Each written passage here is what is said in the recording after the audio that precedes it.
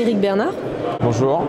Merci de nous accorder cet entretien aujourd'hui pour French Web en direct de l'Alpexpo à Grenoble le 25 octobre. On est à l'AOT Planet, salon international dédié à Internet et aux objets connectés. Alors aujourd'hui, vous êtes venu avec le concept Wear. C'est un foulard anti-pollution. Alors à Grenoble, on est bourré de pollution dans notre cuvette. Alors justement, comment est né ce concept? Alors le concept c'est tout simple, c'est donc Caroline, la fondatrice, qui est montée à Paris, travaille à Paris, et qui a eu très rapidement des problèmes de respiration quand elle s'est mise à aller au travail en vélo. Et du coup elle s'est dit ok, je me protège. Elle a vu les possibilités et les différents produits qu'on proposait pour se protéger de la pollution. Et elle a trouvé ça vraiment pas esthétique, elle travaille dans la mode. Donc c'est là qu'elle a eu le déclic, elle s'est dit bon, on va peut-être faire quelque chose, on va essayer d'offrir une protection la plus stylée possible. Pourquoi Wear? Pourquoi le nom Wear? Comment c'est venu? Comment c'est venu? Je sais pas, après on va dire Wear, c'est du coup un mélange entre justement l'air frais, l'air pur et to wear en anglais, porter. Donc on revient toujours au côté mode du produit. Alors faites-nous une petite démo, expliquez-nous comment fonctionne cet objet. Alors on a plusieurs types d'objets. Donc on a le premier qui est le premier foulard anti-pollution, donc qui se constitue d'un foulard mode, d'une structure à l'intérieur, donc avec, je sais pas si on voit assez bien, la partie qui vient se fixer derrière le visage, et ici à l'intérieur le filtre qui vient se fixer dans la structure.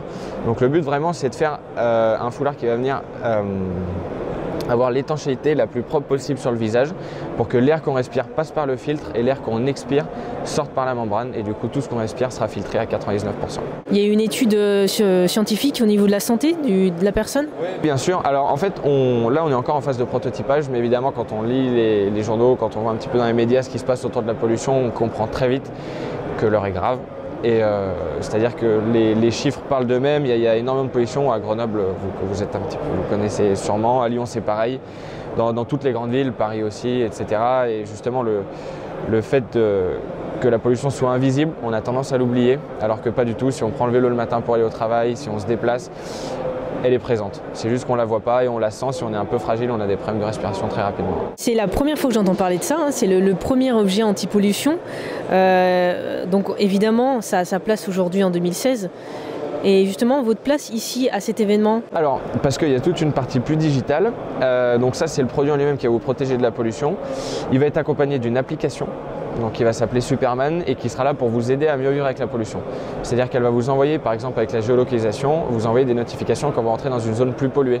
Ça vous invitera aussi à porter le foulard en vous disant attention, l'indice de la qualité de l'air est assez bas, protégez-vous, ou pas. Ou alors vous pouvez y aller, vous n'avez pas besoin de votre foulard aujourd'hui, c'est la fête. Donc voilà, ça c'est pour la partie application qui va aller avec le produit, et on travaille en parallèle sur un deuxième produit, c'est-à-dire que c'est le même que celui-ci, sauf qu'on va venir plugger un boîtier dessus. Donc un boîtier de filtration active, on appelle ça.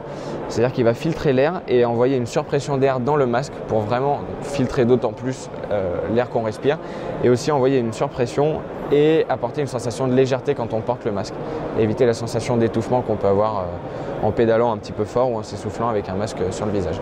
Vous pensez qu'aujourd'hui, en 2016, il y a un réel besoin de ces objets tous connectés? Il n'y a peut-être pas une frénésie ou une surinformation? Si. Alors, on va dire que le mot connecté est utilisé un petit peu à l'emporte-pièce. Et le problème, c'est que donc, nous, on se veut avoir une application liée. C'est-à-dire que, évidemment, à terme, le boîtier sera forcément connecté à l'application, donc il y aura un échange d'informations. Mais pour le moment, c'est sûr qu'on a un produit différent de celui-ci, on a deux produits différents et une application qui vient s'ajouter.